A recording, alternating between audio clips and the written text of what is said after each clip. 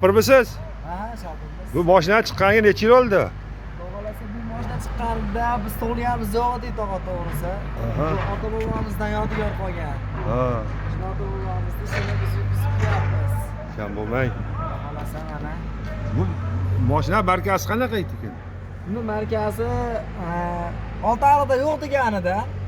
Bu Oltiariqda emas, faqat hozir respublikada yo'qib ketdi. Respublikada yo'q buni mashina. Yo'qib ketdi hozir bu.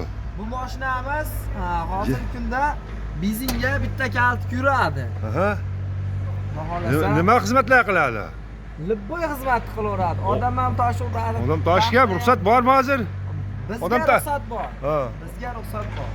Ya, kuzib og'darib tushirami yo shunday ochila xolasmi? Hozir paytda bu kuzibimiz og'darmaydi. O'sha paxta sezonida azolar toshgani ishlaydi bu mashina. Ha, yaxshi, yaxshi.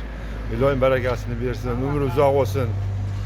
Mana bu mashinani markasi gaz 51 deyiladi, 52 deyiladi. 52 ha. Aytganingizdek eski ota boyizda qolgan Bobomizdan qolgan. 52-yillar chiqarilgan mashina-da bu. Aha. Kraskalar Radno. O'ziniki. O'ziniki, hamma o'zi Radno. Motorlar ham o'ziniki. Balonlar almashyapti xolos. Orada ko'p ham emas. O'sha olganimizdan beri endi ota bobomdan bir marta almashgan. Ay, yaxshi iloyim. Haqiqatda mana balonlari gap yo'q haqiqatda. Nechta tonna oladi agar yuk olsa? Bu olasa 10 tonna, 15 tonna olaveradi. Pervalga yaramaydi-ya. Ya pervalga chiqib ko'rganimiz yo'q hozir. Mana shu talalarda yuribmiz. Ay, iloyim.